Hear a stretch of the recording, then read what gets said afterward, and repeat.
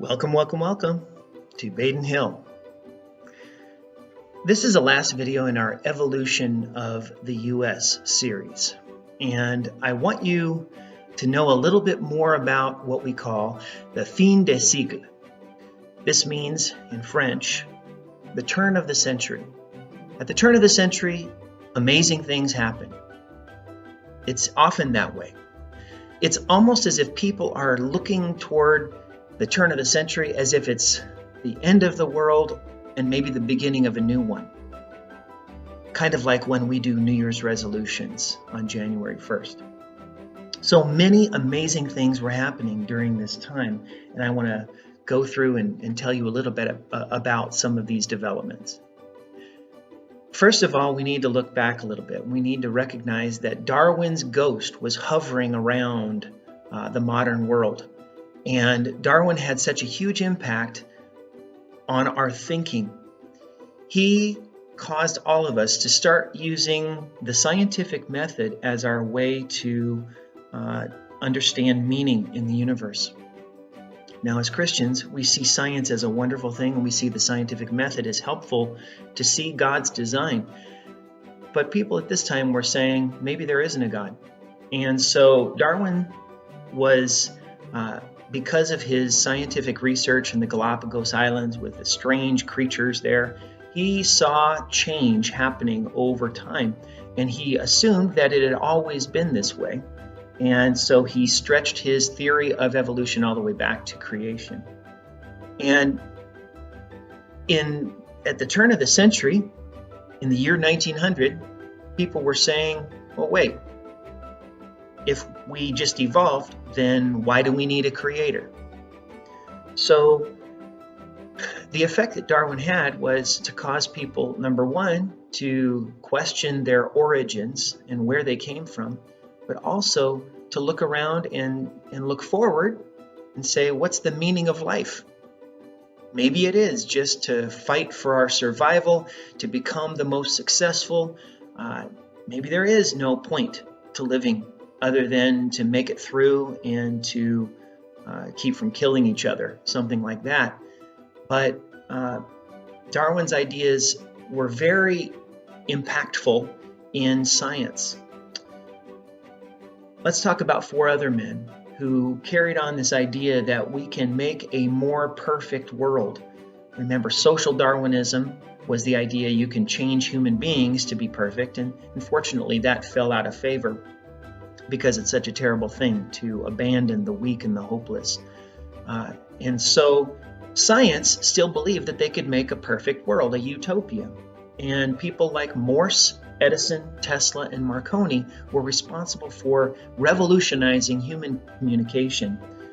Samuel Morse gets the credit for inventing the telegraph, even though there were other telegraph systems being developed at the same time, but he developed a code that could be sent by telegraph wires using electricity, and we have that code today.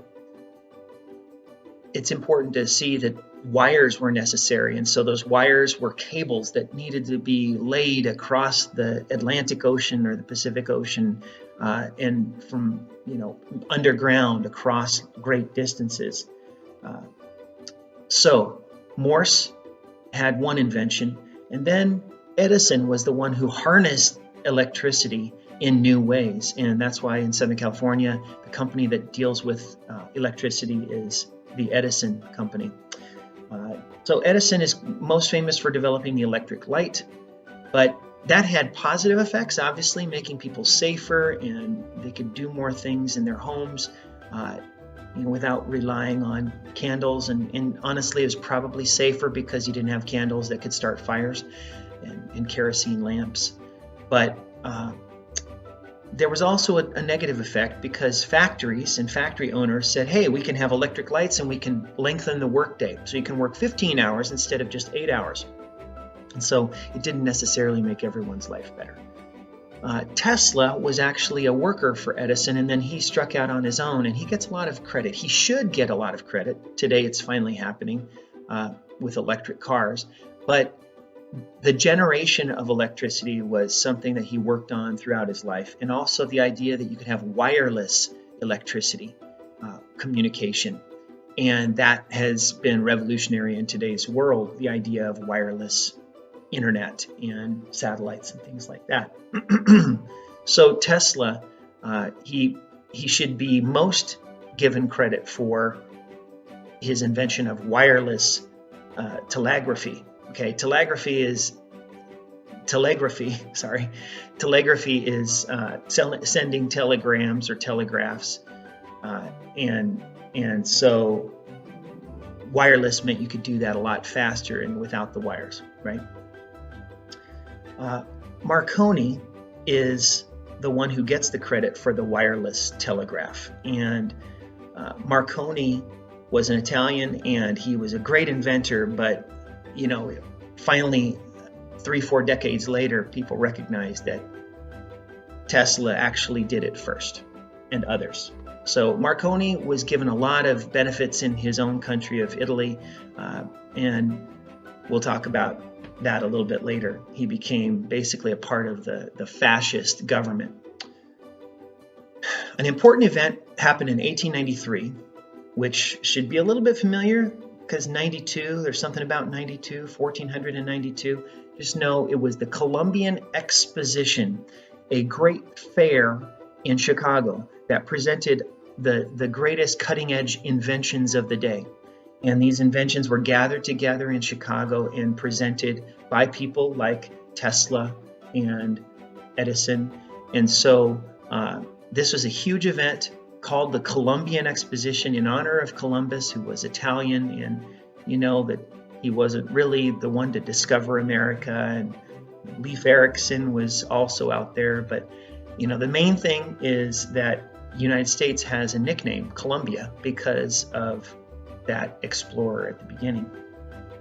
There were other explorers, there were other inventors at this time, specifically the Wright brothers, who were exploring the miracle of flight in 1900, right at the turn of the century. So you can imagine what a difference flight would make to our world as the Wright brothers discovered God's process using air and lift to bring people up into the sky.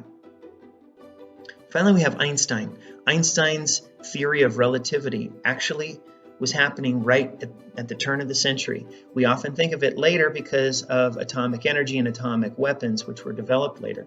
But it all started with E equals mc squared and Einstein. And you can imagine how splitting the atom split people's minds wide open to the possibilities as well.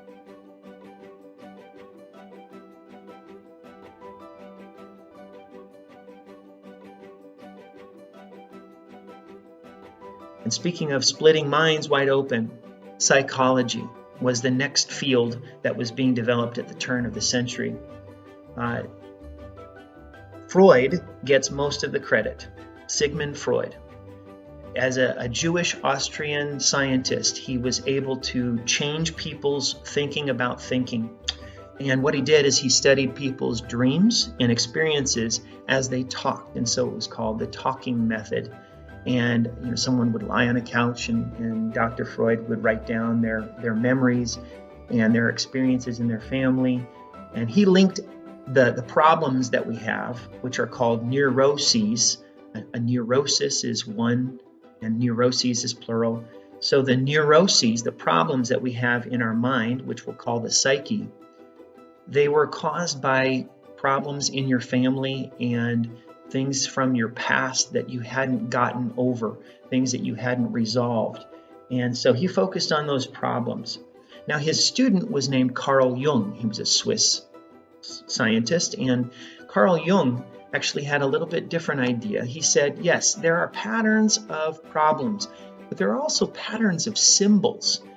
And so both Freud and Jung looked at symbols from dreams, and they interpreted those symbols. And so Carl Jung saw the symbols in dreams to be very similar to the symbols in myths and stories.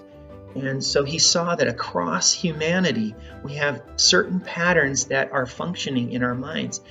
Jung's belief, I think, was more positive. Instead of making individuals feel like it was something wrong with them in their past.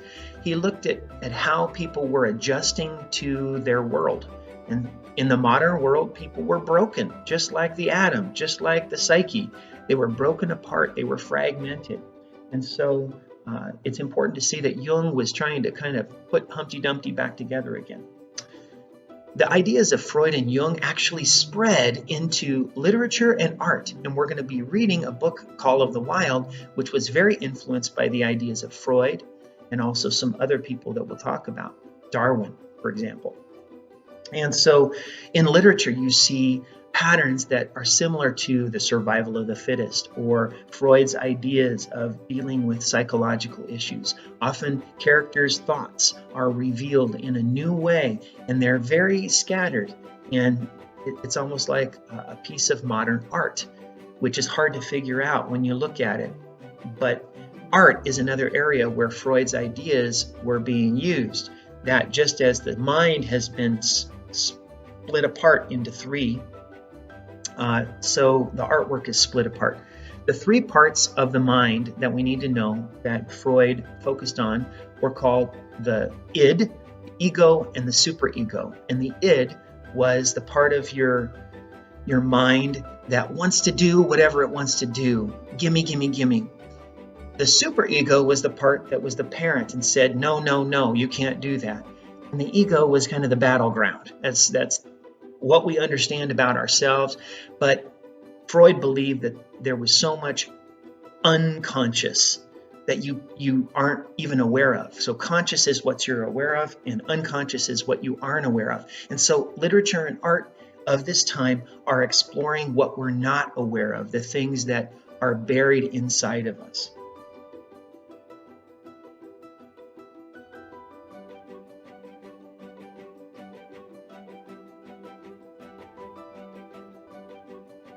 Now, philosophy and politics, again, was an extension of this new understanding of psychology, and it was also a response to world events. There was a war between France and a small area called Prussia.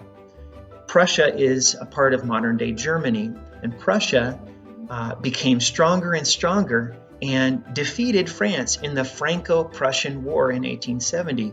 And this was a turning point for the world because Germany was rising and they would be reunited as a bigger country, and then they would become powerful throughout the 20th century.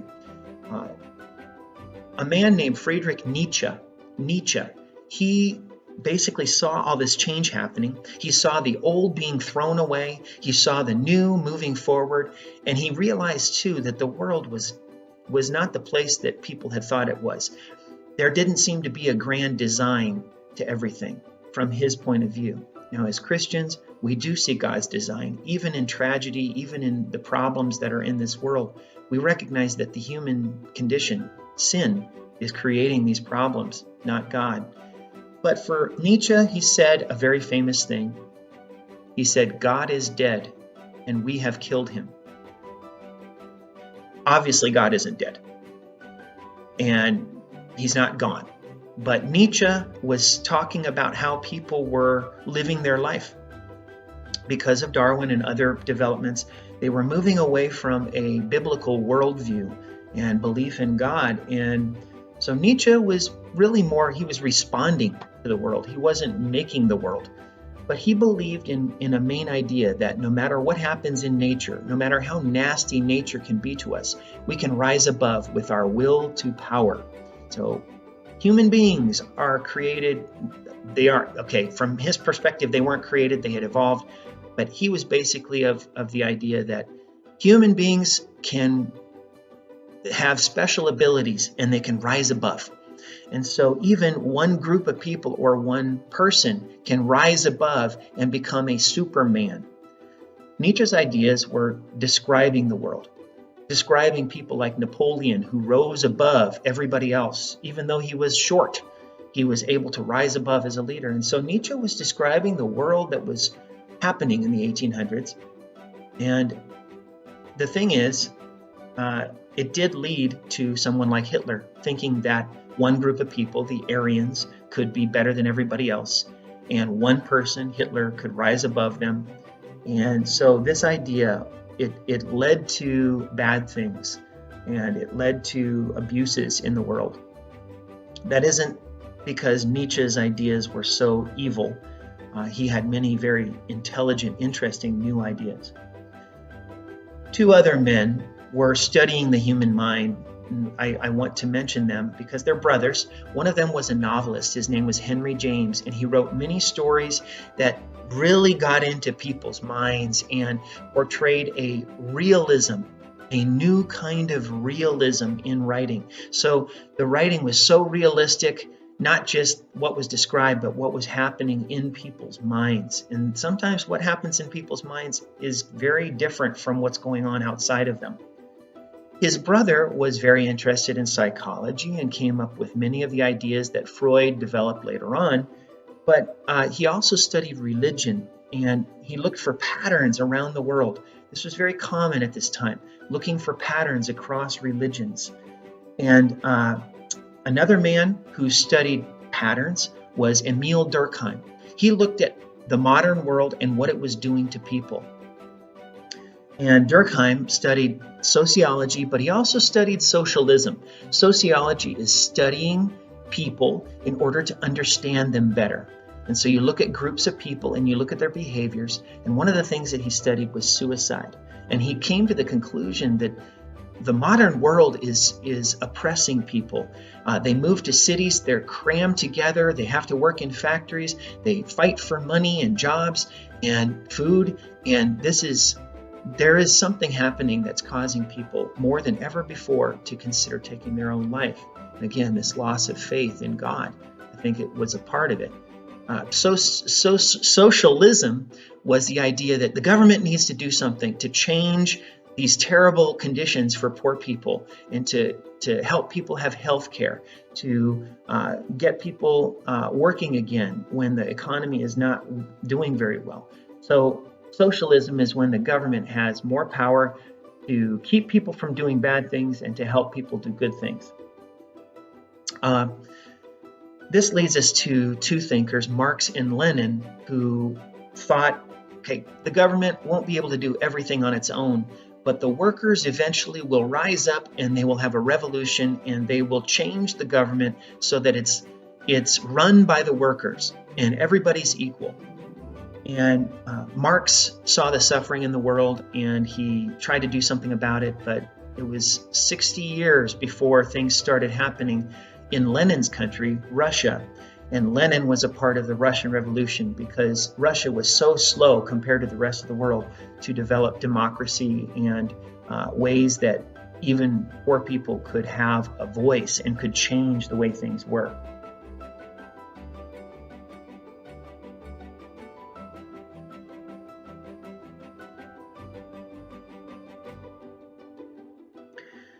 I'm going to talk briefly about literature because we've already discussed it. Just know the book we're going to be reading by Jack London, Call of the Wild. It's very much a part of this new kind of literature at the turn of the century. You need to know that a movement called naturalism tried to explain the conflict between human beings and nature and how horrible that conflict was. Because it wasn't something that they believed God was in control of. And so this force of nature is just going to swallow human beings unless human beings rise up or some other creature rises up. And so Jack London wrote in a form of naturalism. Another writer who wrote in naturalism was Stephen Crane. We mentioned him before. He was a correspondent during the Spanish-American War. He saw war up close and saw how bad it was. And he saw suffering that people were going through. And he saw the forces of nature overwhelming people. Two other authors, H.G. Wells and George Bernard Shaw, had ideas similar to these that people would evolve over time. In the time machine, you have people evolving over hundreds of thousands of years and not in such good ways. In Shaw's play, it's called Pygmalion. It's about how a woman is created and changed. And so Shaw did have some feeling that with a certain kind of government, you could make the world better. Sinclair Lewis was an American who wrote plays about the problems that workers were having, and also just the life at that time, at the turn of the century. He wrote a book called Main Street, which was describing life right in 1900, and how people were becoming more wrapped up in buying and selling things and being a part of this economy. And so he was basically a socialist. He believed that the government should protect people more and should keep these terrible situations from happening, especially between the rich people and the poor people. Modernism was a movement that focused on making everything new. And so poetry became free verse. It didn't rhyme anymore. It had all kinds of experimentation. And this was true with art as well. If you ever go to a Museum of Modern Art, you see kind of strange things and you say, how is this art? But we call this avant-garde, where you're trying to be different and you're trying to emphasize art for art's sake and how things can be beautiful even if we don't expect them to be.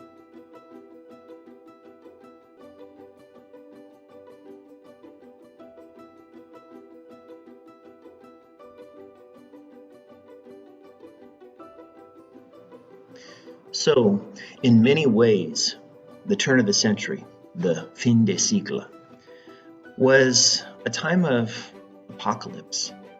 It was a time when people in the British Empire wondered if the world was coming to an end. They also had this idea that something new was beginning, but you need to know that the year 1900 is not just an artificial marker. It's a time when there was a serious transition, and much of this can be attributed to the death of Queen Victoria in 1901. Victoria had reigned for more than 60 years. She was the glue of the British Empire. Her son took over, and remember, her son, because she lived so long, her son is already a very grown man, and his name was Edward, and he became King Edward VII. Well, Edward VII only ruled for 10 years. So compared to his mother, you can see that it's a time of transition and instability. Also during this time, we see signs that the British Empire is changing dramatically. We've already talked about the Amritsar massacre in India and the fact that many in the British Empire realized that India could not be controlled like it had been. But Canada gained its independence shortly after the American Civil War, and also shortly after, about a decade after the Oregon Treaty, where Great Britain gave away the northwest portion of the United States.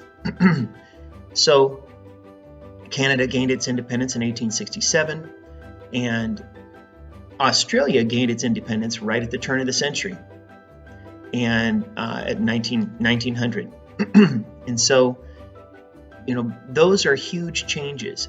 Those two countries maintained a relationship with the UK.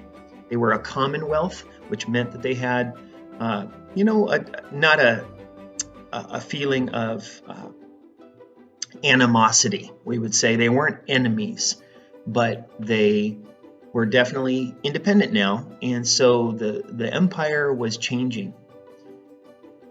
In addition, you have signs that empires all over the world are changing. Leopold II of Belgium. Belgium is a very small country, but Leopold had a private colony, the biggest chunk of Africa, called the Congo. And so the Belgian Congo, from this same time period, the 1870s forward, became a region of extreme conflict and scrutiny. That means that everybody was looking at what was going on with Europeans managing Africa. And remember, this is a part of the result of the scramble for Africa. And so the Belgian Congo was notorious, that means known in a bad way, for its abuse of Africans, chaining them together as they built railroads. Africans who had lost their limbs, their arms and feet and things like that in accidents. And it was all about ivory. And companies went in to the Congo basically under the protection of Leopold's government mechanisms. And so there was just abuse both by the government and by these corporations who were making tons of money off of the ivory. And today we would just look at it and say, well, this is terrible, it should be stopped. But back then, Europe didn't have that willpower. One thing, too, that is changing, that is the focus of our study, is that America was rising as a world power. And so some people consider this to be the American century. Most people would say that it starts after World War II, but there's a clear change happening with the Spanish-American War and then the imperialism of the United States in gaining Puerto Rico and Guam and earlier Hawaii. And so, is it the American century? Has the American century ended? That's a question for all of us today. There were signs that things were not always well in America either. The Chicago fire happened in 1871. The story is that Mrs. O'Leary's cow kicked over a kerosene lantern in the barn and it lit everything on fire and it spread. So that's one explanation of how the fire began. Other people believe it might have been some people gambling and knocked over a kerosene lantern. It's kind of like the George Washington story of cutting down the cherry tree. There's actually a lot more to it. Well, the Chicago fire devastated this city of Chicago, which was the symbol of the United States. It was rebuilt, and that's why there was the exposition in 1893 to kind of show that Chicago had rebuilt. Well, in the same way, you have San Francisco suffering this massive earthquake in 1906 and fire. And as a result, the PPIE was held. The Panamanian Pacific International Exposition was held, and that's where we get some of the architecture in our city. It's from that exposition, the Palace of Fine Arts and things like that. So even a city like San Francisco that was growing and blossoming, it was fragile. And it could be wiped out in just a matter of days. After San Francisco went through this tragedy, Chicago and San Francisco kind of had a sister city relationship, and they supported each other. San Francisco supported Chicago after the fire there, and Chicago supported San Francisco after its earthquake and fire.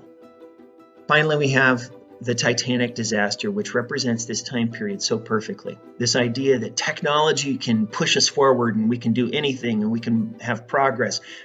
But then you forget that human beings are sinful and have this flaw of being too proud. And so the Titanic represents this failure to understand ourselves.